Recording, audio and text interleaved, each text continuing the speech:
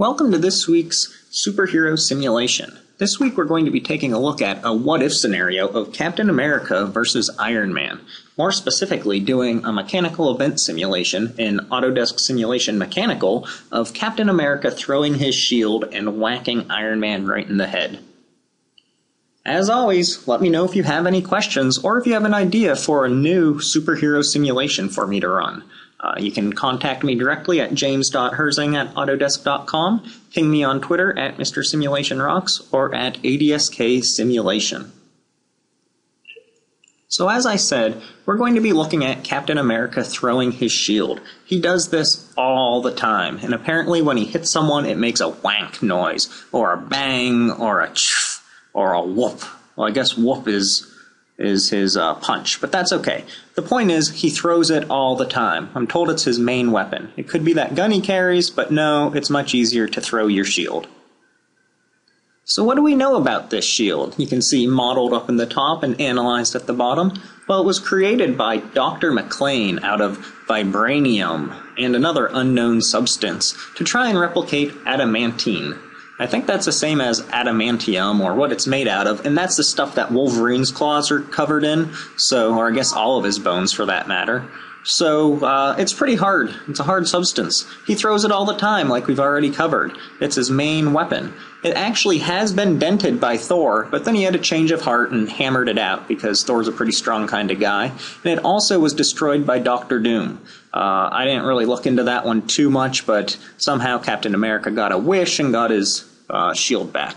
It also bounces around like a yo-yo or a boomerang. He can whack like 7 people in one throw, which is pretty darn impressive. So, anyways, let's jump into the software and take a quick look. We're starting off here in Fusion 360 because both of these models were created in GrabCAD, so good job by somebody for creating these. But what I really wanted to do was position the two of them relative to one another to ensure that the shield was going to whack Iron Man in the head, and also to define a distance that the shield was apart from the head so that we could see it flying and then smacking him in the temple. So with that, we're going to then take this model as an IGES file and dump it straight into Simulation Mechanical. So let's go ahead and choose to open this and define our analysis type as a mechanical event simulation. So this is how we're going to be able to define that part moving throughout time and then hitting Iron Man in the head. We could also take into account nonlinear materials with this, but we're not really going to be too concerned with that right now.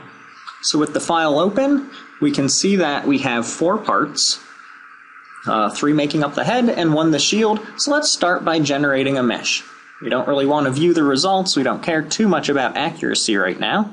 But something interesting is that 2 of the parts of Iron Man's head are bricks and 1 is a shell. So let's go ahead and define the material for the 2 solid parts of the helmet. And we'll make that out of A36 steel, click OK. And now since another part is a shell, we have to define a thickness for it, and we're going to claim it to be 5 millimeters thick. So this is a very strong and thin substance. So this substance we're going to call A36 steel as well, because that's what we do here in Simulation Mechanical.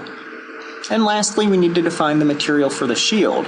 So let's go ahead and make this a little bit stronger. And since it's a mystery material that Dr. McLean put together, let's go ahead and call it a titanium alloy for now. And click OK. So with our materials defined, now we can add our loads and boundary conditions, set up our analysis parameters, and be good to go.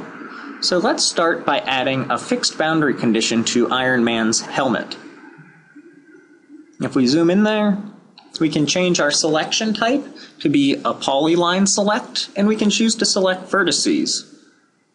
And let's just quickly draw a line around the bottom of the helmet, selecting all of those nodes, and now right-clicking and adding a fixed boundary condition. So 1 click here, fixed, and all of the degrees of freedom on this shell are going to be fixed. So now we're saying that the helmet is kind of like welded onto the rest of the suit. I guess that's a fair assumption. Next, we need to apply our load to the shield. So instead of adding a force or something like that, we're going to claim this to have an initial velocity saying that Captain America has thrown this, and now it's whizzing towards Iron Man's head. Somehow he caught him off guard. So with that initial velocity, you can see that it's going to be moving in the negative z direction towards Iron Man. So we type in, let's say, a minus 2,000. And now let's give it a rotation as well. So let's just pick a point near the center of that shield for it to be rotating around. And this is actually moving so fast in such a short distance that it doesn't really matter. And we'll give it a rotation around the y-axis of 200 RPMs. And click OK. And now we're going to have the shield smack him in the head. But first we have to apply our parameters. So up at the top at the analysis type, right click and choose Edit Analysis Parameters. And here we're going to define the duration of our analysis to be 0.04 seconds and give it 200 steps. So it's going to divide that 0.04 seconds into 200 smaller chunks. We're also going to define how our load is applied. So we're going to say that between time 0 and time 0.01, our full force is going to start being applied, and then for the remaining 0.03 seconds, it's going to continue to move at the rate of speed that we defined. And now click OK. So with that, we can analyze our model and jump into the results. So here in the results, we see that at time step 0, we have nothing going on. I've looked ahead and figured out that looking at about 170 for our load case gives us a nice view of what's happening. And when we do that, you can see the shield contacts Iron Man right around the temple and gives him a good bang in the head. So unfortunately for him, he's probably going to be knocked out by that very strong shield toss. We can turn that off and get a better look at what's going on here with the helmet. And we can also animate this to take a look and see what it looks like in motion. So here we have a quick animation, and there's a shield hitting him in the head and then bouncing back, and I assume straight back to Captain America's hand, like always. And one more look at that. So let's also take a look at just the helmet, and you can see the stress all around the earpiece. So that's about all we have today. If you have any suggestions on further topics, if there's any questions you have on this analysis setup, or if you'd like to correct me on, I don't know, any of my what I'll call facts about these two superheroes, please feel free to do so. Looking forward to it. Thanks.